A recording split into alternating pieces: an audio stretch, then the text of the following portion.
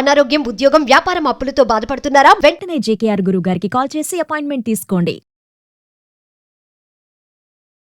Hi viewers, India's largest digital media network Suman టీవీకి స్వాగతం. ప్రస్తుతం మనతో ఉన్నారు UPSC senior faculty and director అర్థశాస్త్ర సివిల్స్ అకాడమీ పెండ్యాల సతీష్ కుమార్ గారు. నమస్తే అండి. నమస్కారం మేడం.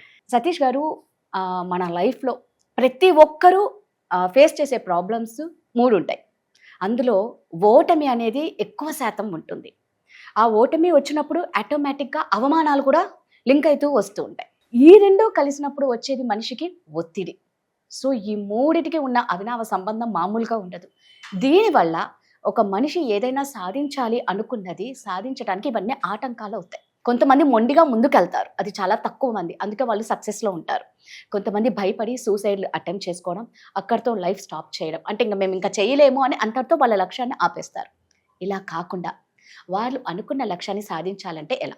చాలా మంచి ప్రశ్న మేడం. నిజంగా ఎందుకు అని అంటే, విజయం ముందొస్తుంది, ఓటమి తర్వాతే విజయం వస్తుంది అని చెప్పేసి నమ్ముతూ ఉంటాం. విజయం ఖచ్చితంగా వస్తుంది, కానీ విజయం ఊరికి అలా తేలిగ్గా రాదు. ఓటమి, ఒత్తిడి, అవమానాలు ఇవన్నీ ఎదుర్కొన్నాకనే విజయం అనేది ఖచ్చితంగా వస్తుంది. కానీ ఇక్కడ మీకు చెప్పడం కంటే ఒక చిన్న ఎక్స్పెరిమెంట్ చేద్దామని అనుకుంటున్నాను. నాకు వైట్ పేపర్ ఇవ్వగలుగుతారా? ఇది మన లైఫ్ అనుకోండి మేడం. ఓకే. అసలు ఎలాంటి ఒత్తిడి లేదు, ఓటమి లేదు, అవమానం లేకపోతే ఇలా కింద పడుతూ ఉంటావు. అదే నువ్వు ప్రెషర్లో ఉంటే, నేను అవమానిస్తూ ఉంటే, లేదా నేను ఇంట్లో వాళ్ళు తిడుతూ ఉంటే, సమాజంలో నిన్ను ఎగితాలు చేస్తూ ఉన్నా, నీకు ఓడిపోతున్నాను ఏంటి అని చెప్పి బాధ కలుగుతూ ఉన్నా, ఈ ఒత్తిడిలో నువ్వు నలిగిపోతూ ఉంటావు. నువ్వు నలిగిపోయి ఒకరోజు నిన్ను నువ్వు చూసుకుంటే పటిష్టంగా నించుంటావు. పటిష్టంగా నించుంటావు. ఈ అవమానాలన్నీ కూడా నువ్వు ఎదుర్కొన్నావు కాబట్టి ఇలా నించున్నావు. అవమానాలు అనేవి అక్షంతలు, ఇట్స్ బ్లెస్సింగ్స్. ఇలా నించోడానికి నీకు హెల్ప్ చేస్తుంది. సో అవన్నీ లేకపోతే మనిషి పడిపోతారా? పడిపోతాడు. మనం ముందు చూసాంగా, అలా ఉంటాడు. సో అవమానం ఉంది లేదా ఒత్తిడి ఉంది అని చెప్పేసి మీరు మీ ప్రయత్నాన్ని మాత్రం ఆపకూడదు. మీ ప్రయత్నం అనేది చేస్తూనే ఉండాలి. మీకు చిన్న ఉదాహరణ చెప్తాను. థామస్ ఆల్వా ఎడిసన్ బల్బుని కనిపెట్టాడు. మనం ఇంత లైటింగ్లో షూట్ చేస్తూ ఉన్నాం. యాక్చువల్గా ఒక బల్బు కనిపెట్టడానికి 10,000 ఎక్స్పెరిమెంట్స్ చేశాడు. అంటే 10,000 సార్లు ఓడిపోయాడు.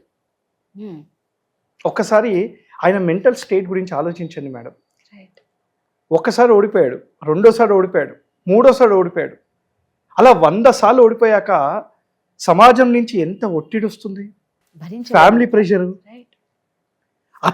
అతనికి నమ్మకం ఉండదు, నేను కరెక్టే చేస్తున్నానా అని. అలా 10,000 సార్లు తనకి తాను నమ్మాడు. లేదు నేను చేయగలుగుతాను అని చెప్పేసి నమ్మాడు. Hats off time. ఎందుకోనంటే అలా 10,000 సార్లు అతను ఓడిపోయాక లాస్ట్కి ఏదైతే బల్బుని కనిపెట్టాడో, ఈరోజు ప్రపంచానికి, దేశానికి నలుమూల గ్రామాలలో ఎలక్ట్రిసిటీ అనేది చెప్పేసి మనం చూస్తూ ఉన్నాం. ఆయన వల్ల వెలుగు అనేది వచ్చింది. ఆయన ఓడిపోతున్నాను అని చెప్పి ఆగిపోతే ఈరోజు వెలుగు వచ్చేదా? మీకు ఇంకో ఎగ్జాంపుల్ చెప్తాను. కేఎఫ్సి ఫౌండరు మన ఆస్ట్రేలియాకి చెందిన వ్యక్తి. 65 సంవత్సరాలు అతనికి కేఎఫ్సి స్టార్ట్ చేసినప్పుడు. సుమారుగా 1000 సార్లు ఆ రెసిపీని ట్రై చేసి ఓడిపోయాడు. 65 సంవత్సరాలు ఉన్నప్పుడు ఆయన స్టార్ట్ చేశాడు కేఎఫ్సి అని చెప్పేసి. ఇప్పుడు చూడండి, ఎలాన్ మాస్క్ రీయూజబుల్ రాకెట్స్, అసలు రీయూజబుల్ రాకెట్స్ పాసిబులా అని నాసా నమ్మలేదు. అలాంటి నాసాని నమ్మకపోయినా ఎదురించి ఆల్మోస్ట్ 10 ఎక్స్పెరిమెంట్లు ఫెయిల్ అయ్యాక రీయూజబుల్ రాకెట్స్ని కనుక్కున్నాడు. ఇండియా కూడా యూజ్ చేస్తున్న టెక్నాలజీ ఇప్పుడు. అంటే ఇక్కడ నేను చెప్పేది ఏంటంటే, నీ మీద నీకు నమ్మకం ఉండాలి, నువ్వు చేసే పని మీద నమ్మకం ఉండాలి. సమాజం చాలా అంటుంది, చాలా అనుకుంటుంది నీ గురించి, కానీ నీ యొక్క ప్రాసెస్లో నువ్వు ఏదైతే అవ్వాలనుకుంటున్నావో, నువ్వు ఏదైతే దారి దిశగా వెళ్తున్నావో నీకు నమ్మకం ఉంటే నువ్వు ప్రయత్నాన్ని మాత్రం ఆపకు. చాలా అడ్డంకులు వస్తాయి. ఎక్స్పెరిమెంట్ చేంజ్ చేస్తూ ఉండు. యూపీఎస్సీ ఆస్పిరెంట్స్ కానీ ఎవరైనా నేను చెప్పేది ఏంటంటే, నువ్వు ఫెయిల్ అవుతున్నావు అని అంటే అదే ఎక్స్పెరిమెంట్ కాదు, మళ్ళీ రిపీట్ చేయాల్సింది. దాంట్లో లోపం ఏంటి అది మళ్ళీ రిపీట్ చేయకు. నీ మిస్టేక్ని రిపీట్ చేయకు. మళ్ళీ ఫెయిల్ అయ్యావా, మళ్ళీ ఆ మిస్టేక్ని రిపీట్ చేయకు. ఒకరోజు ఖచ్చితంగా సక్సెస్ వస్తుంది. ఒలింపిక్స్లో 100 మీటర్స్ రేస్ ఉంటుంది తెలుసా మేడం మీకు? స్ప్రింట్ అని అంటారు.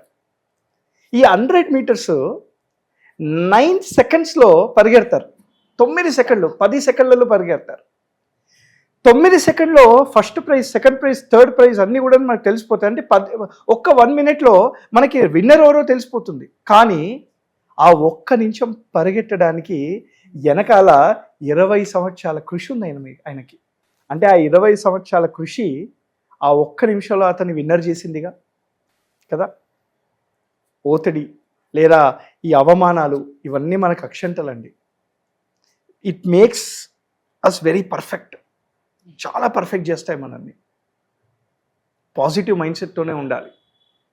మీ లక్ష్యం మీద మాత్రమే ఫోకస్ ఉండాలి. ఖచ్చితంగా సాధిస్తావు. నిజంగా మీరు అన్నది 100% అండి. ఇప్పుడు అక్షింతలుగా భావించాలి ఫస్ట్. అది అక్కడ దాకా తీసుకోలేక ఈవెన్ చిన్నపిల్లలు, స్టూడెంట్స్ కూడా ఎలా సూసైడ్లు చేసుకుంటున్నారు. వాళ్ళకి ఎంత బంగారం లాంటి భవిష్యత్తు ఉంది. ఈ ఎగ్జామ్స్ మామూలుగా ఇప్పుడు చాలా మటుకు చూస్తూ ఉంటే చదువు ఒత్తిడి ఎక్కువ అయిపోయి పరీక్షల్లో మేము పాస్ అవుతామా లేదా అని ఒకవైపు స్టూడెంట్స్ కరెక్ట్ సూసైడ్ చేసుకుంటే, ఇంకొక వైపు మేము బాగా రాసినా కూడా మేము అనుకున్న మార్క్స్ రాలేదు అని సూసైడ్ చేసుకున్న వాళ్ళు కూడా ఉన్నారు. Correct madam. ఇక్కడ చాలా మేజర్ రోల్ సూసైడ్స్ ఆపడానికి ఇద్దరు ప్రయత్నించాలి. పేరెంట్స్, గురువులు, టీచర్స్. ఇది లైఫ్ కాదు అనే విషయాన్ని పదే పదే చెప్పాలి. 10th క్లాసే లైఫ్ కాదు, ఎంసెట్టే లైఫ్ కాదు, నెట్ ఎగ్జామే లైఫ్ కాదు, ఎంట్రన్స్ ఎగ్జామ్ యూపీఎస్సీయే లైఫ్ కాదు. ఇది ప్రతి పేరెంట్స్ చెప్పాలండి పిల్లలకి. ఇది లైఫ్ కాదు, ఇది లైఫ్లో భాగమే. ఇది చెప్తూ వాళ్ళలో ఏంటంటే ఆ యాంగ్జైటీని క్రియేట్ చేయకూడదు. రాకపోతే ఏమవుతుంది అని చెప్పి యాంగ్జైటీని క్రియేట్ చేయకూడదు. రాకపోతే చాలా ఉన్నాయి, అంతే. ఆప్షన్స్ ఉంటాయి, బోల్డ్ అన్న ఆప్షన్స్. నువ్వు ఫెయిల్ అయిపోతే మా ఫ్యామిలీ పరువు పోతుంది అనే విషయాలు చెప్పకండి పిల్లల దగ్గర. మెయిన్ అదే అండి, అక్కడ పెద్ద ప్రాబ్లం అవుతుంది. Prestige issue. ఎవరు ఏం చూపించడానికి? మన పిల్లల కన్నా కాదు కదా. ఐ బిలీవ్ ఇన్ సంథింగ్ అండి. Life is all about BCD. BD మన చేతిలో ఉండదు. Birth and death. మనం ఎవరికి పుట్టాము, ఎక్కడ పుట్టాము, ఎలా పుట్టాము మన చేతిలో లేదు. అదే విధంగా ఎలా చనిపోతాము, ఎప్పుడు చనిపోతాము మన చేతిలో లేదు. ఒకటి మాత్రమే మన చేతిలో ఉంది, సి అంటే ఏంటి? చాయిస్. నువ్వు ఈ రోజులు ఎలా ఉండాలనుకుంటున్నావో నీకు అది రిఫ్లెక్ట్ అవుతుంది. నువ్వు ఈరోజు APJ అబ్దుల్ కలాం లాగా ఉండాలనుకుంటే నువ్వు అలానే ఉంటావు. నేను ఉస్సామా బిన్ లాడెన్ లాగా అవ్వాలనుకుంటే అలానే అవుతావు. ఎంసెట్ నీ జీవితము అని చెప్పేసి అదే చాయిస్గా పెట్టుకుంటే మాత్రం ఒత్తిడి. IASఏ కావాలి అని అనుకుంటే ఒత్తిడి. There are many things in life to do. చాలా ఉన్నాయి. సో నిజంగా సతీష్ గారు మీరు చెప్పినట్లే మనం ఇవన్నీ కూడా ఒక అక్షింతలుగా భావించి ముందుకెళ్తే మాత్రం మనం అనుకుంది ఖచ్చితంగా సాధిస్తామండి. ఒక్కసారి ట్రై చేయడంలో తప్పు లేదు కదా ఏదైనా. థ్యాంక్ యూ అండి. Thank you very much madam.